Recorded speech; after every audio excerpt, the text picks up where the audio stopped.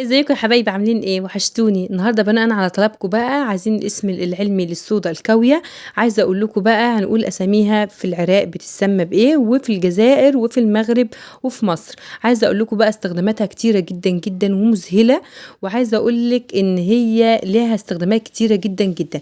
هنقول اساميها في مصر في الاول، وبعد كده هنقول على استخداماتها. يا ريت قبل ما نبدا الفيديو لو اول مره بتشوفيني تشتركي في القناه، تنوري قناتي وتعملي لايك لست كل حلو منك كده، تبخليش عليا باللايك. ويا ريت تقولي لي انت بتابعيني من انهي بلد عشان ارحب بيكي في القناه. اول حاجه نبداها الصودا الكاويه، الاسم العلمي ليها في مصر حجر تسليك المجاري او البوتاس او كربونات الصوديوم.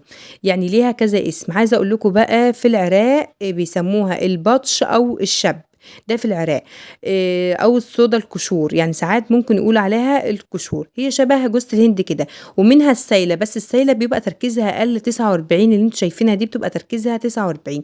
اما القشور اللي بتبقى شبه جوز الهند كده بتبقى تركيزها 99%، وبتبقى صعبه جدا على الجلد. عايزه اوريكم شكلها الطبيعي، انا جبت لكم منها شكلها عشان تشوفوه كده قبل ما نبدا. عايزه اقول لك بقى استخداماتها في حجر تسليك المجاري رهيب جدا. بيسلك المجاري والحواض، لو حطيتي منها معلقه كده وعندك الحوض مسدود، عايزه اقول لك بيسلك في ثانيه، يعني هيخلي المجاري تجري معاكي بسرعه. وكمان بيستخدم في الصابون وفي المنظفات كتير جدا، بيستخدم في عمايل الصابون. يعني ليه استخدامات كتيره قوي. وممكن تحطي معلقه منه وانت بتغسلي الهدوم، بترجع يعني اي بقعه، بتشيل اي بقعه تماما.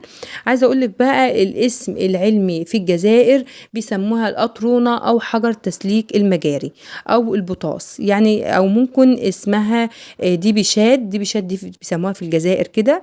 مصر بقى، ولو في اي غلطه يا جماعه اي حد من الجزائر يقول لنا اسمها ايه بالاسمها العلمي ايه. كربونات الصوديوم. عايزين نعرف اسمها بالعلمي. يعني انا بعد فهم يعني ان هي اسمها قطرونه او حجر تسليك المجاري، ده في الجزائر. وفي مصر بيسموها البوتاس هيدروكسيد الصوديوم.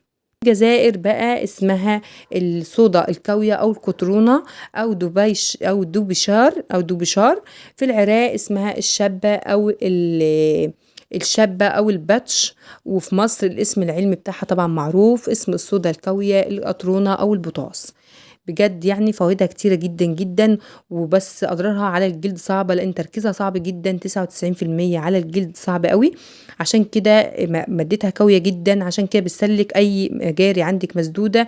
وبيتعمل منه الصابون الأسمر، استخداماته البلدي ده العادي. وتركيزه في التنظيف رهيب جدا. يعني عايزة أقولك إن هو بينظف، وهو شبه الجوز الهند كده زي ما انت شايفة. عايزه اقول لكم انا بدخله في جميع المنظفات اللي عندي للبوتاجاز والحواض والحيطان اللي في المطبخ اللي مليانه دهون جامد جدا وصعب تنظيفها. انا بدخلها في المواد دي زي كده، بعمل بيها خلطات جميله جدا لتنظيف البوتاجاز والحواض والحيطان اللي في المطبخ اللي صعب ان تنظف. اتمنى يكون الفيديو عجبكم. باي باي يا حبايبي، واشوفكم في فيديو جديد ان شاء الله.